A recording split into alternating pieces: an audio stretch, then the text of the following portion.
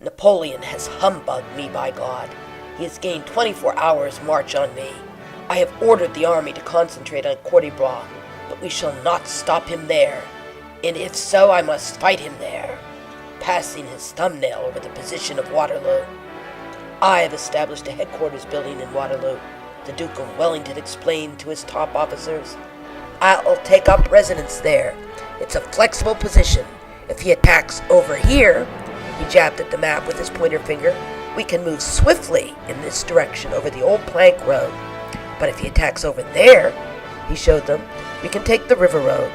Waterloo is a good crossroads, though there's a lot of farming around it, such as the really big farmhouse here just past the Brussels Road.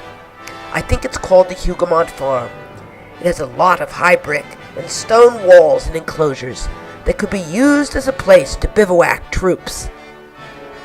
His officers studied the position in the countryside just outside Waterloo and showed their approval with a nod.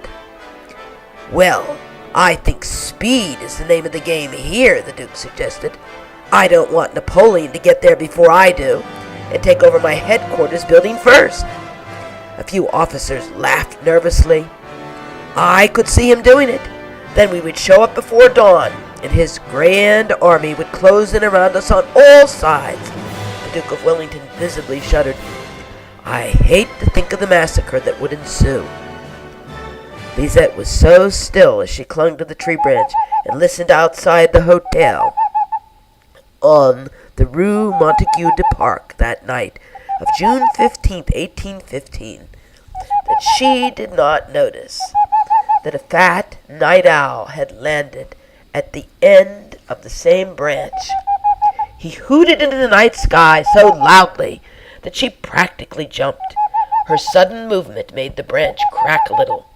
That noise immediately attracted the attention of the officers gathered inside the lighted room upstairs at an hour on the far side of midnight. She held her breath and cringed, putting her head down low to the branch. But Colonel Ware had to be the one to come to the window and peer out. He was looking right into her eyes. Why, look, sir, there's that French girl there, Colonel Randolph Ware shouted. She looks like somebody I saw at the Duchess of Richmond's ball tonight. Brown hair, pink dress with rosettes. I remember her. I thought she was a spy, and searched all over the garden looking for her in vain, just so she could show up in a tree outside your hotel room window, Your Grace. Half spy, half young Frenchwoman, Lisette de Crécy just wants to survive and rescue her family from the British who invaded the town of Waterloo and set up a headquarters building on the main street of town. But it gets increasingly more difficult as she gets emotionally involved with Colonel Randolph Ware, who is on the other side and is part of the invading force. Will she find love or death at the Crossroads? Find out in at the Crossroads, an Edward Ware Thrillers prequel.